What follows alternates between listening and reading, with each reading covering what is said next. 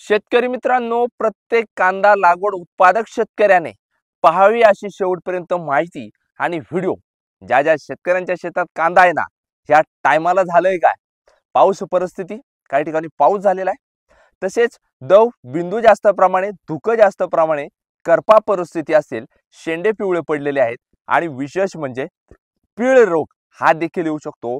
सर्वात महत्त्वाचं म्हणजे कांद्याच्या पाती उचकल्या गाभ्यात पाहिलं तर मावा जास्त प्रमाणे अटॅक करतोय। म्हणूनच या व्हिडिओमध्ये मी तुम्हाला कांदा पिकाला अतिशय तातडीची आणि महत्त्वाची फवारणी तुमच्या समोर घेऊन आलेलो आहे।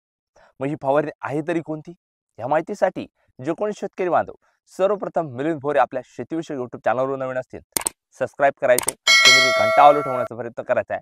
तुम्ही कांदा पिकाची लागवड केली, आपली व्हिडिओ कुठून कोणत्या तालुक्यातून जिल्ह्यातून गावातून पाहतात कमेंट्स नक्की करा। माहितीला सुरुवात करूया। ह्या परिस्थितीमध्ये कांदा पिकाला एक प्रभावी अशी काही बुरशीनाशक आपल्याला घ्यायची। ही बुरशीनाशक घेतेवेळी आपल्याला सुरुवातीला कॉपर लिक्विड मध्ये उपलब्ध असणारं एक बुरशीनाशक घ्यायचं। तर हे घेतेवेळी आदामाचं मास्टर कॉप प्रति पंपासाठी फक्त 40 मिली आणि प्रति एकरसाठी 400 मिली, यामध्ये टाटाचं पुलिटो प्रति पंपासाठी 20 ते 24 ग्रॅम। आता 24 ग्रॅम कसं घ्यायचं, मग 25 ग्रॅम याप्रमाणे घ्या। तर यामध्ये आपल्याला टक्कर देणारी कीटकनाशके घ्यायची, कारण पाठी जर उचकून पाहिल्या तर मावा जास्त प्रमाणे अटॅक करतोय आणि परिणामी कांद्याचं उत्पादन घटू शकतं। मग कीटकनाशक घेतेवेळी आपल्याला सल्फर मिलचं एसएमएलचं प्रोंटो प्रति एकरसाठी 75 ग्रॅम, तर यामध्ये सोलोमन कीटकनाशक प्रति पंपासाठी 30 मिली, दोन टक्कर देणारी कीटकनाशक एकत्र करायची। तर यामध्ये आपल्याला काय घ्यायचं आहे, सिलिकॉन प्रति पंपासाठी 30 ग्रॅम याप्रमाणे घ्यायचं।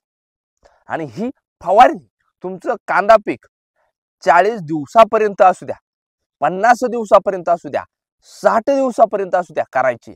पण काही शेतकऱ्यांना 60 दिवसापासून पुढे कांदा गेला आणि आता फुगवणीचं देखील एखादं औषध यामध्ये घ्यायचं, तर आपण कॅब्रॉन सुपर एशियनचं प्रति पंपासाठी 50 मिली यामध्ये ऍड करा आणि ही दाट फवारणी तुमच्या कांदा पिकाला करा, जेणेकरून तुमचा कांदा जबरदस्त डेव्हलप झाल्याशिवाय राहणार नाही।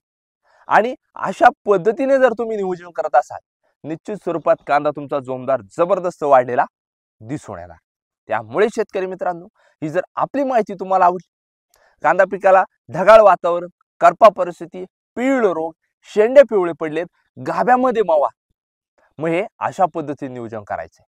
आणि ही माहिती आवडली असेल, अजूनही मिलिंद भोरे YouTube चॅनलला सबस्क्राइब केलं नसेल ना, नक्की सबस्क्राइब करायचे, समोरील घंटा ऑल ठेवण्याचा प्रयत्न करायचा आहे। तुम्ही आपली व्हिडिओ कुठून कोणत्या तालुक्यातून जिल्ह्यातून गावातून पाहतात कमेंट्स करायला मला अजिबात विसरायचं नाही। धन्यवाद। जय जवान जय किसान।